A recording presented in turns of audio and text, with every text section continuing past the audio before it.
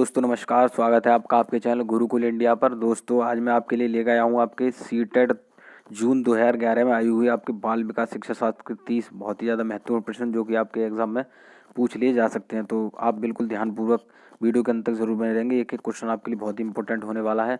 अगर चैनल पर पहली बार आए तो चैनल को जरूर सब्सक्राइब कर लें और बेल आइकन को प्रेस कर दें, जिससे वीडियो का नोटिफिकेशन आपको मिलता रहे। ठीक है, चलिए चलते हैं हम पहले प्रश्न पर। तो हमारा पहला प्रश्न है कि प्राथमिक स्तर पर एक शिक्षक में निम्न में से किससे किसे सबसे महत्वपूर्ण विशेषता मानना चाहिए। तो देखिए कौन सा हमारा ऑप्शन ए हमारा है धैर्य और दृढ़ता, ऑप्शन बी हमारा शिक्षण पद्धतियों और विषयों में ज्ञान में दक्षता, ऑप्शन सी हमारा है अति मानक भाषा में पढ़ाने की में दक्षता और ऑप्शन डी हमारा है पढ़ाने की उत्सुकता। तो देखिए कौन सा हमारा होना चाहिए एक शिक्षक के अंदर विशेषता कौन सी होनी चाहिए हमारी धैर्य और दृढ़ता।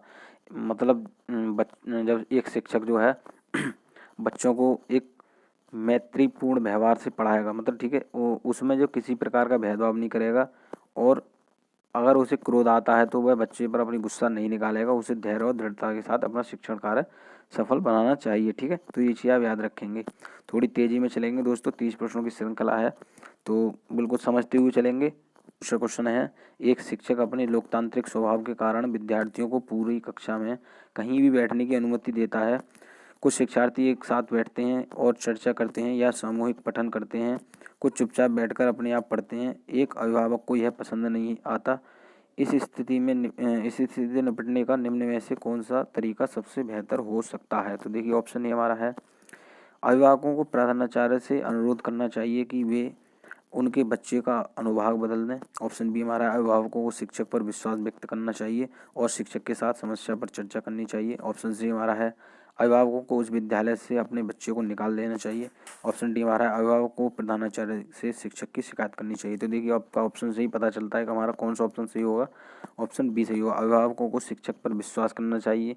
ठीक है, और एक शिक्षक के साथ हमारी समस्या पर चर्चा करनी चाहिए। देखिए जो है एक हमेशा अभिभावक को जो है एक शिक्षक के साथ समस्या पर चर्चा ही करनी चाहिए कि बच्चे हमारा कैसे क्या कर रहा है। ठीक है, तो इससे जो है हमारा बच्चे के जो है ज्ञान में वृद्धि होती है। ठीक है, उसकी कमियों को पता चलता है एक शिक्षक के द्वारा अभिभावक को, अभिभावक के द्वारा शिक्षक को। ठीक है, तो जो है एक शिक्षक के साथ चर्चा करनी चाहिए। ठीक है, चलिए अगला देखेंगे। अगला है हमारा कि भय अवस्था जब बच्चा तार्किक रूप से वस्तुओं व घटनाओं के विषय में चिंतन प्रारंभ करता है। तो कौन सा है हमारा ऑप्शन ए हमारा है औपचारिक संक्रियात्मक अवस्था, ऑप्शन बी हमारा पूर्व संक्रियात्मक अवस्था, ऑप्शन सी हमारा मूर्त संक्रियात्मक अवस्था, ऑप्शन डी हमारा है संवेदी प्रेरक अवस्था। तो देखिए पहले तो ये जान लीजिए ये हमारी जो अवस्था होती है ये हमारी पियाजे के द्वारा है और ये 4 अवस्थाएं होती हैं, तो आप ये याद रखेंगे। उसके बाद में हमारा देखिए क्वेश्चन क्या है हमारा तार्किक रूप से किसी वस्तुओं को या घटना को समझने। देखिए इसके कहने का मतलब प्रत्यक्ष रूप से मतलब मूर्त रूप से। तो हमारा कौन सा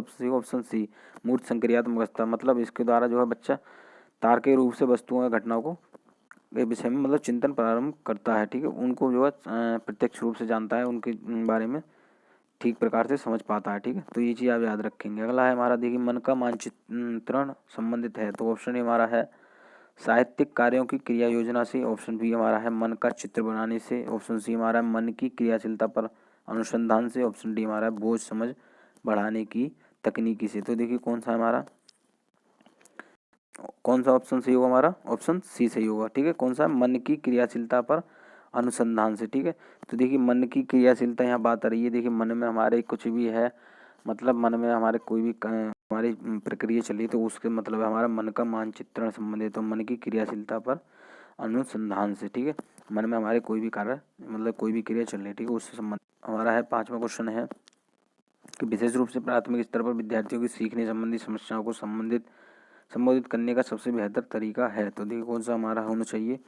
ऑप्शन ए हमारा महंगी और चमकदार सहायक सामग्री का प्रयोग करना, ऑप्शन बी हमारा सरल और रोचक पाठ्य पुस्तकों का प्रयोग करना, ऑप्शन सी हमारा कहानी कथन पद्धति का प्रयोग करना, ऑप्शन डी हमारा क्षमता के अनुरूप विभिन्न शिक्षण पद्धतियों का प्रयोग करना। तो देखिए हमारा कौन सा ऑप्शन सही होगा, ऑप्शन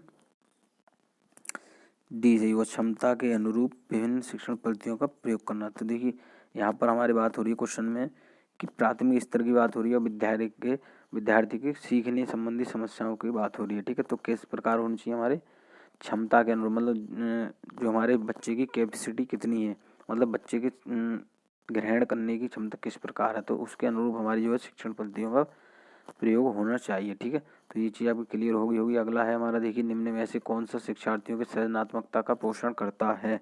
तो ऑप्शन हमारा है प्रत्येक विद्यार्थी की अंतर्जित प्रतिभाओं का पोषण करने के अवसर उपलब्ध कराना। ऑप्शन बी हमारा है विद्यालय जीवन के प्रारंभ से उपलब्धि के लक्ष्यों पर बल देना। ऑप्शन सी हमारा है परीक्षा में अच्छे अंकों के लिए विद्यार्थियों की कोचिंग करना। ऑप्शन डी हमारा है अच्छा शिक्षक व्यवहारिक मूल्यों के लिए विद्यार्थियों का शिक्षण। तो ये कौन सा ऑप्शन सही होगा हमारा? ऑप्शन ए, प्रत्येक विद्यार्थी की अंतर्जित प्रतिभाओं का पोषण करने अवसर उपलब्ध कराना। तो यहाँ पर देखिए मैंने आपको पहले भी बता रखा है कि हमेशा बच्चे को अवसर देने की जहाँ बात आ रही हो वो आपका ऑप्शन सही होगा 100%। ठीक है, तो ये चीज़ आप याद रखेंगे। अगला हमारे देखिए पियाजे के अनुसार निम्नलिखित में से कौन सी अवस्था में बच्चा अमूर्त संकल्पनाओं के विषय में तार्किक चिंतन करना आरंभ करता है। तो कि अमूर्त की बात हो रही है, मतलब जो है बच्चा जो आगे का भी मतलब अपने आप को समझ सकता है कि कौन सी चीज़ हमारी अच्छी है, कौन सी हमारे लिए बुरी है। तो देखिए कौन सा हमारा, पहले तो ये जान लीजिए, देखिए हमारी जो 4 अवस्थाएं होती है वो कौन से कितने वर्ष तक होती है हमारी। जो मूर्त संक्रियात्मक अवस्था होती है हमारी 7 से 11 होती है। पूर्व संक्रियात्मक अवस्था होती है हमारी 2 से 7 वर्ष होती है। और संवेदी प्रेरक अवस्था होती है हमारी जन्म से 2 वर्ष होती है। और औपचारिक संक्रियात्मक अवस्था में 12 वर्ष से ऊपर होती है। तो ये चीज़ आप याद रखेंगे बिल्कुल। ये आपका देखिए क्वेश्चन पूछ लिया था कि संवेदी प्रेरक अवस्था कितने से कितने वर्ष तक होती है, तो आप बताएंगे जन्म से 2 वर्ष। तो इसलिए मैं आपको ये बताए हैं। अब हमारे क्वेश्चन के अनुसार हमारा होना चाहिए, ये कह रहा है अमूर्त संकल्पनाओं को, मतलब जो आगे की समस्याओं को भी समझ सकता है, वो कौन सा ऑप्शन सही होगा हमारा? ऑप्शन ए सही होगा। औपचारिक संक्रियात्मक अवस्था 12 वर्ष से ऊपर। ठीक है, जो कि बच्चा अपना अच्छा बुरा समझ सकता है। ठीक है, तो ये चीज़ आप याद रखेंगे। अगला है हमारा देखिए कि सीखना समृद्ध हो सकता है यदि ऑप्शन ए हमारा है कक्षा में अधिक से अधिक शिक्षण सामग्री का प्रयोग किया जाए। ऑप्शन बी हमारा है शिक्षक विभिन्न प्रकार के व्याख्यानों और स्पष्टीकरण का प्रयोग करे। ऑप्शन सी हमारा है कक्षा में आवधिक परीक्षाओं पर अपेक्षित ध्यान दिया जाए। ऑप्शन डी हमारा है वास्तविक दुनिया से उदाहरणों को कक्षा में लाया जाए जिसमें विद्यार्थी एक दूसरे से अंतःक्रिया करे और शिक्षक उस प्रक्रिया को सुगम बनाए। तो देखिए कौन सा ऑप्शन सही होगा हमारा? ऑप्शन डी से होगा। या वास्तविक दुनिया की हमारा जो है सीखना संबद्ध हो सकता है। तो देखिए सीखना हमारा किससे हो सकता है?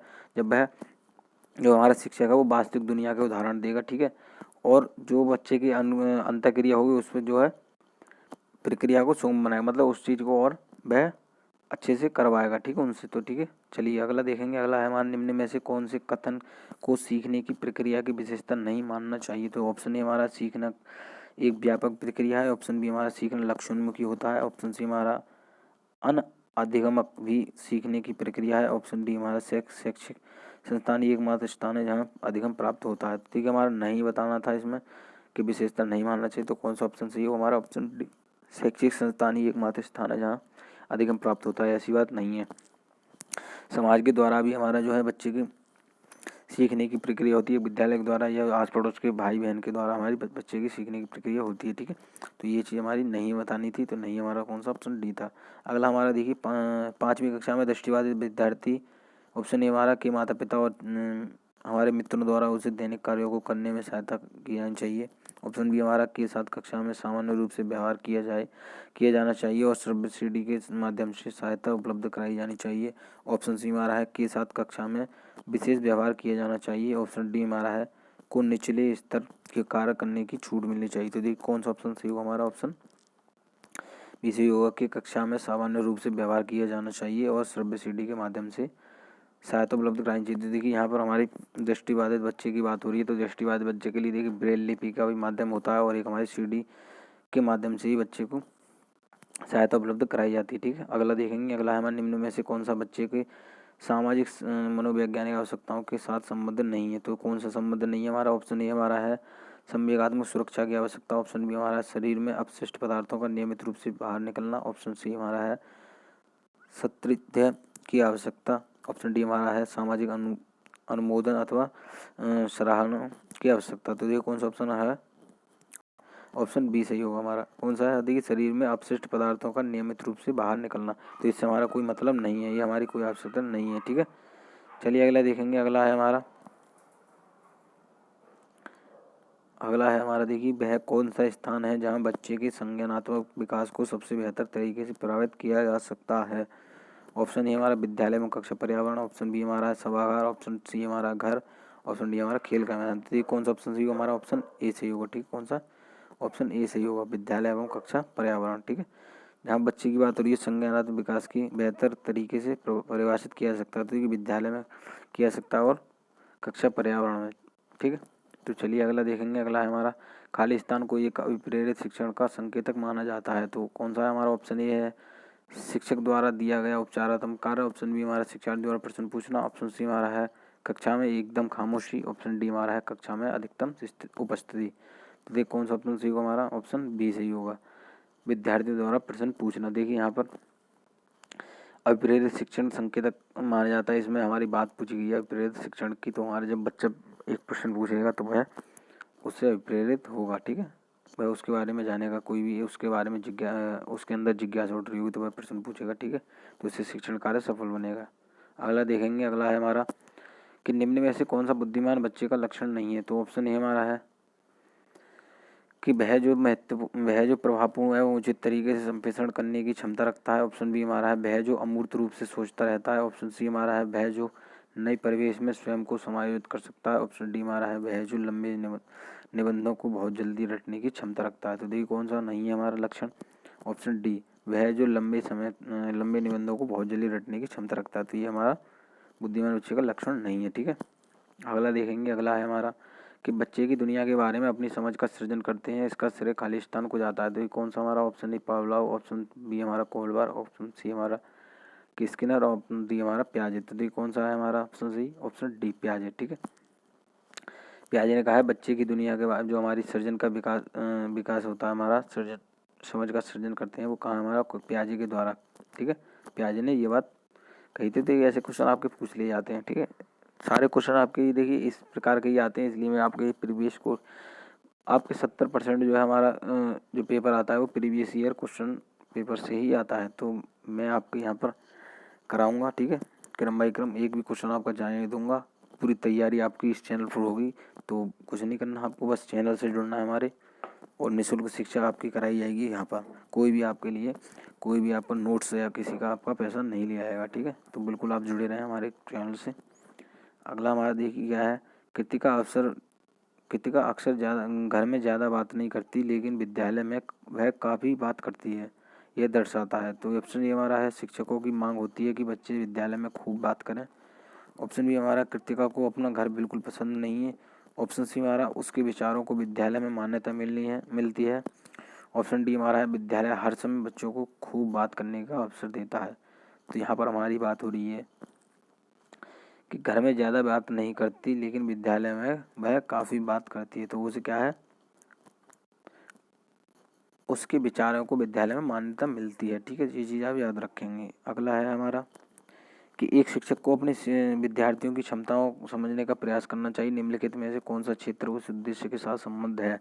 ऑप्शन ए हमारा सामाजिक दर्शन, ऑप्शन बी हमारा मीडिया मनोविज्ञान, ऑप्शन सी हमारा शिक्षा मनोविज्ञान, ऑप्शन डी हमारा शिक्षा समाजशास्त्र। देखिए कौन सा ऑप्शन होगा हमारा? ऑप्शन सी शिक्षा मनोविज्ञान। ठीक है, चलिए अगला देखेंगे। अगला है हमारा सीखने की प्रक्रिया में अभिप्रेरणा, ऑप्शन ए हमारा पिछले सीखे हुए को नए अधिगम से अलग करती है, ऑप्शन बी हमारा शिक्षार्थियों को एक दिशा में सोचने के योग्य बनाती है, ऑप्शन सी हमारा शिक्षार्थियों में सीखने की प्रति रुचि का विकास करती है, ऑप्शन डी हमारा शिक्षार्थियों की स्मरण शक्ति को पैना करती है। तो देखिए कौन सा ऑप्शन सी होगा हमारा? ऑप्शन सी सही होगा, शिक्षार्थियों में सीखने के प्रति रुचि का विकास करती है। ठीक है, यहाँ पर बात आ रही है सीखने की प्रक्रिया से, तो सीखने की प्रक्रिया हमारे शिक्षार्थियों को सीखने के प्रति रुचि का विकास करती है। ठीक है, चलिए अगला देखेंगे। अगला हमारा है शिक्षा के क्षेत्र में पाठ्यचर्या शब्दावली खालिस्तान की ओर संकेत करती है, तो ऑप्शन ए हमारा है विद्यालय का संपूर्ण कार्यक्रम जिसमें विद्यार्थी प्रतिदिन अनुभव प्राप्त करते हैं, ऑप्शन बी हमारा मूल्यांकन प्रक्रिया, ऑप्शन सी हमारा है कक्षा में प्रयुक्त की जाने वाली पाठ्य सामग्री, ऑप्शन डी हमारा शिक्षण प्रति एवं पढ़ाई जाने वाली विषय वस्तु। तो ये कौन सा ऑप्शन सही होगा हमारा? ऑप्शन ए विद्यालय का संपूर्ण कार्यक्रम जिसमें विद्यार्थी प्रतिदिन अनुभव करते हैं। यहाँ पर पाठ्यचर्या की बात आ रही है, शब्दावली की बात आ रही है, तो ये हमारे जो होते हैं विद्यालय के जो कार्यक्रम होते हैं इसमें जो है प्रतिदिन बच्चे जो है अनुभव करता है। ठीक है, नई नई चीज़ें सीखता है। अगला है हमारा देखिए निचली कक्षाओं में शिक्षण की खेल पद्धति मूल रूप से आधारित है हमारी, ऑप्शन ए हमारा शिक्षण पद्धति के सिद्धांतों पर, ऑप्शन बी हमारा है विकास एवं वृद्धि के मनोवैज्ञानिक सिद्धांत पर, ऑप्शन सी हमारा है शिक्षण के समाजशास्त्रीय सिद्धांतों पर, ऑप्शन डी हमारा है सारे शिक्षा कार्यक्रमों के सिद्धांत पर।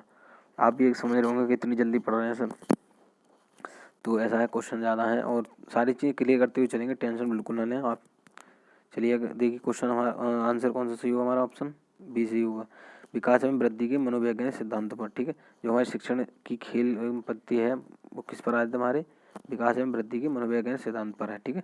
चलिए अगला देखेंगे, अगला है हमारा कि एक बच्चा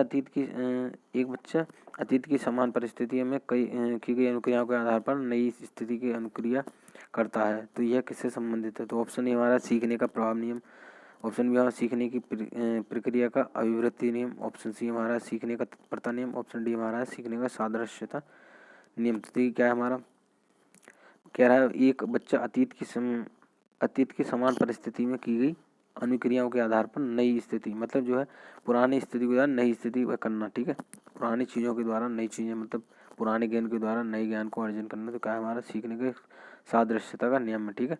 चलिए अगला देखेंगे, अगला हमारा है खाली स्थान प्रतिभाशाली होने का संकेत नहीं है, तो नहीं बताना है हमारा कौन सा संकेत नहीं है इसमें। ऑप्शन ए हमारा है दूसरों के साथ झगड़ना, ऑप्शन बी हमारा अभिव्यक्ति में नवीनता, ऑप्शन सी हमारा है जिज्ञासा, ऑप्शन डी हमारा सृजनात्मक विचार। तो देखिए कौन सा ऑप्शन सही होगा, हमारा ऑप्शन ए सही होगा, दूसरों के साथ झगड़ना, ठीक है, प्रतिभाशाली होने का संकेत नहीं है। अगला है हमारा देखिए कि विशेष आवश्यकता वाले बच्चों की शिक्षा उपलब्ध कराई जानी चाहिए, तो ऑप्शन ए हमारा विशेष विद्यालयों में विशेष बच्चों के लिए विकसित पद्धति द्वारा, ऑप्शन बी हमारा है विशेष विद्यालयों में, ऑप्शन सी हमारा है विशेष विद्यालय में शिक्षकों द्वारा, ऑप्शन डी हमारा है अन्य सामान्य बच्चों के साथ। तो देखिए क्वेश्चन के अनुसार हमारा है, कह रहा है हमारा विशेष आवश्यकता वाले बच्चों को शिक्षा उपलब्ध कराई जानी चाहिए, तो किसके साथ, हमारे अन्य सामान्य बच्चों के साथ, मतलब बच्चे में किसी प्रकार का भेदभाव नहीं करना चाहिए, सभी को समान शिक्षा देनी चाहिए।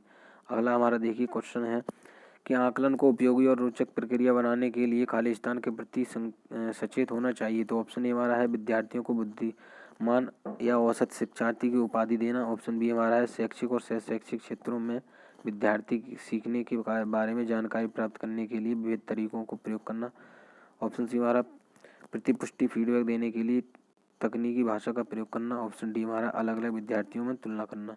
तो देखिए हमारा कौन सा संकेत किस बात में सचेत होना चाहिए, शैक्षिक और सह शैक्षिक क्षेत्रों में विद्यार्थियों के सीखने के बारे में जानकारी प्राप्त करने के लिए विविध तरीकों को प्रयोग करना। अगला क्वेश्चन हमारा डिसलेक्सिया से संबंधित है, तो कौन सा है हमारा, ऑप्शन ए है गणितीय विकास से, ऑप्शन बी हमारा पठन विकार, ऑप्शन सी हमारा व्यवहार संबंधी विकास, ऑप्शन डी हमारा मानसिक विकास। तो देखिए कौन सा है हमारा, ऑप्शन बी से पठन विकार। देखिए डिसलेक्सिया डिस्ग्राफिया इनसे संबंधित आपके क्वेश्चन आ जाते हैं, तो इसके लिए मैं एक वीडियो बना दूंगा जिससे आपके सारे डाउट क्लियर हो जाएंगे, ठीक है। चलिए अगला देखेंगे बच्चों की सीखने की प्रक्रिया में माता पिता को खालिस्तान भूमिका निभानी चाहिए, तो कौन सा ऑप्शन ये है हमारा अग्रोन्मुखी, ऑप्शन बी हमारा है सहानुभूतिपूर्ण, ऑप्शन सी हमारा तटस्थ, ऑप्शन डी हमारा नकारात्मक। तो देखिए कौन सा होनी चाहिए हमारी, ऑप्शन ए अग्रोन्मुखी प्रक्रिया निभानी चाहिए, ठीक है। एक माता पिता की बात आ रही है, देखिए माता पिता जो होता है हमारा प्रथम गुरु होता है, मुख्य भूमिका होती है हमारे माता पिता की होती है, तो यह वहाँ पर बात करी गई है, ठीक है। जो हमारा पहला स्कूल होता है बच्चे का वो हमारा परिवार होता है, तो आप याद रखेंगे। अगला हमारा क्वेश्चन है विकास कभी ना समाप्त होने वाली प्रक्रिया ही है, विचार किससे संबंधित है, ऑप्शन ए हमारा निरंतर का सिद्धांत, ऑप्शन बी हमारा एकीकरण का सिद्धांत, ऑप्शन सी हमारा अंतःक्रिया का सिद्धांत, ऑप्शन डी हमारा है अंतर संबंध का सिद्धांत। तो कौन सा ऑप्शन सही होगा, हमारा ऑप्शन ए निरंतर का सिद्धांत। तो देखिए हमारा ये कह रहा है क्वेश्चन विकास कभी ना समाप्त होने वाली प्रक्रिया, तो क्वेश्चन से ही आपका पता चल रहा है कि कभी ना समाप्त होने वाली प्रक्रिया मतलब लगातार निरंतर चल रही है, ठीक है। तो कौन सा निरंतरता का सिद्धांत होगा, ठीक है। अगला हमारा देखिए सीखने के अंतर्दृष्टि सिद्धांत को किसने बढ़ावा दिया, option A Pavlov, option B हमारा जीन पियाजे, ऑप्शन सी हमारा वाइगोत्स्की, ऑप्शन डी हमारा गेस्टाल्ट सिद्धांतवादी। तो देखिए हमारे कौन से थे, ऑप्शन डी गेस्टाल्ट सिद्धांतवादी, ये हमारे कहाँ के थे, जर्मनी के थे। इन्होंने जो है अंतर्दृष्टि सिद्धांत के बारे में जो है इन्होंने बढ़ावा दिया था, ठीक है। अगला देखेंगे, अगला हमारा निम्नलिखित में से किस अवस्था में बच्चे अपने समवयस्क समूह के में सक्रिय सदस्य हो जाते हैं, तो ऑप्शन ए हमारा पूर्ण अवस्था, ऑप्शन बी पूर्व बाल अवस्था, ऑप्शन सी हमारा बाल अवस्था, ऑप्शन डी हमारा किशोर अवस्था। तो देखिए आपको पता चल रहा होगा यहाँ पर जहाँ एक ग्रुप की बात आ जाती है, एक दोस्ती वगैरह की बात आ जाती है, समवयस्क समूह के सक्रिय सदस्य हो जाने की बात आ जाती है, तूफान की अवस्था आ जाती है, वो कौन सा होता है हमारा, ऑप्शन डी किशोर अवस्था होता है, ठीक है। अगला है हमारा देखिए लास्ट क्वेश्चन है बच्चों के बौद्धिक विकास की 4 विशिष्ट अवस्थाओं की पहचान की गई? तो ऑप्शन ए हमारा एरिक्सन, ऑप्शन बी हमारा स्किनर द्वारा, ऑप्शन सी हमारा पियाजे द्वारा, ऑप्शन डी हमारा कोलबर्ग द्वारा। तो ये कौन सा ऑप्शन सी होगा हमारा ऑप्शन? पियाजे द्वारा, ऑप्शन सी। देखिए यहाँ पर हमारी 4 अवस्थाओं की बात करेंगे तो हमारे जो पियाजे के अनुसार हमारी 4 अवस्थाएं दी गई हैं। तो ये चीज़ आप याद रखेंगे। ये भी आपका क्वेश्चन पूछ लिया था कि पियाजे ने कितनी अवस्थाओं के बारे में बताया, तो 4 अवस्थाओं के बारे में बताया, ठीक है। तो मैं आशा करता हूँ आपको वीडियो अच्छी लगी होगी। अगर वीडियो अच्छी लगी हो तो अपने दोस्तों के साथ शेयर जरूर करें, और वीडियो को अभी तक लाइक नहीं किया तो वीडियो को लाइक भी जरूर कर दें। और अगर चैनल पर आप पहली बार आए और शिक्षक भर्ती की तैयारी करें तो चैनल को जरूर सब्सक्राइब कर लें और बेल आइकन भी प्रेस कर दें, जिससे वीडियो को नोटिफिकेशन आपको तुरंत मिलता रहे। मैं ऐसी लेटेस्ट वीडियो आपके लिए लेके आता रहूँगा।